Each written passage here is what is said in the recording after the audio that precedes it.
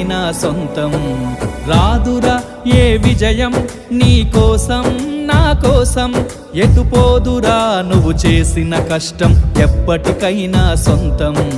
కాలంతో పయనించేవాడికి కానిది ఏముంది, సాధనతోనే సాధ్యమవ్వునని సదాశయంతో సాగర ముందుకు. రాదురా ఏ విజయం నీ కోసం నా కోసం, ఎటుపోదురా నువ్వు చేసిన కష్టం ఎప్పటికైనా సొంతం.